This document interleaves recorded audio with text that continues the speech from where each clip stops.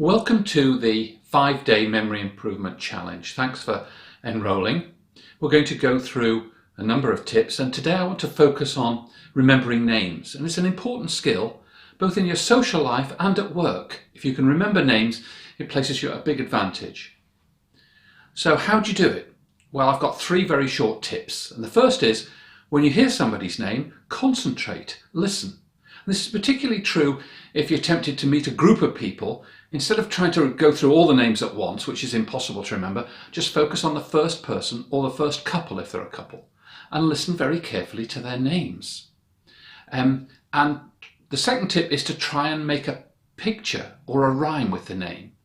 So I meet Jim and Liz, and I think Slim Jim and Busy Lizzie. I think of him being very slim. I think of her doing lots of things. Busy Lizzie.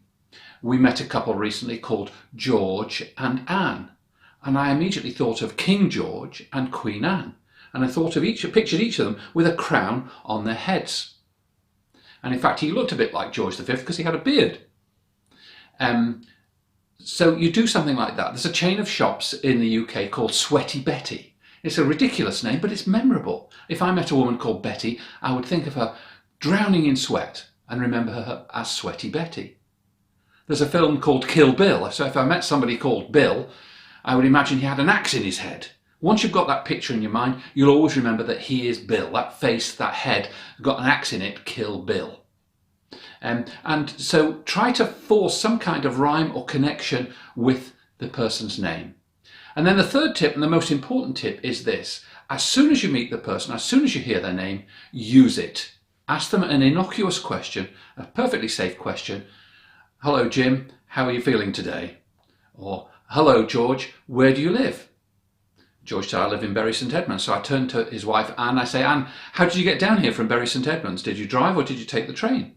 And she'll answer. And as you ask that question and put their name into the question, it reinforces in your mind that name associated with that face. And the next time you meet them, be sure to remember the name and use it again. And people like that. It's a compliment. People like to hear their names. It shows that you think they're important. You've remembered who they are. And that's very useful at work and in your social life. So there's the first tip.